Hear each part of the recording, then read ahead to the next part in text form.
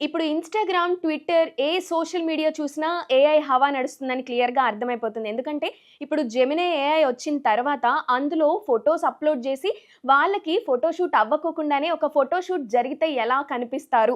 ఒకవేళ మీరు body transform అయితే ఎలా కనిపిస్తారు? అని ప్రాంప్ట్ గనక ఇస్తే ఆ ప్రాంప్ట్ విధంగా మన ఫోటో అప్‌లోడ్ చేసేస్తే యాజ్ ఇట్ ఈస్‌గా ఇచ్చేస్తుంది.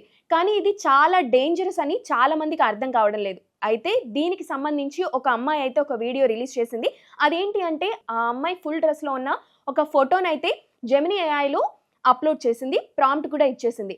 ప్రాంప్ట్ ఇచ్చేసిన తర్వాత పిక్ కూడా జనరేట్ అయింది. ఆ పిక్ ఎలా జనరేట్ అయింది?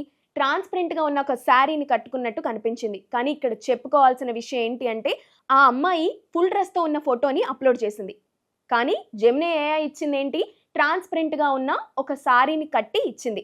అది కూడా ప్రాబ్లమ్ లేదు. కానీ ఆ అమ్మాయికి ఎడమ భుజం పైన ఉన్న ఒక పుట్టుమచ్చని కూడా క్లారిటీగా పెట్టేసరికి అక్కడ పెద్ద టాపిక్ అయింది. ఇది క్లియర్‌గా అర్థమవుతుంది ప్రైవసీకి భంగం కల్పిస్తుంది అని చెప్పి. సో, ఎవరైనా ఏఐ జనరేటెడ్ పిక్స్ కావాలి అనుకున్న వాళ్ళు, ఇప్పటికే అప్‌లోడ్ చేసిన వాళ్ళు కొంచెం జాగ్రత్తగా ఉండండి. ముందు ముందు చేయాల్సిన వాళ్ళు ఈ ఆలోచన మానుకుంటే మంచిది.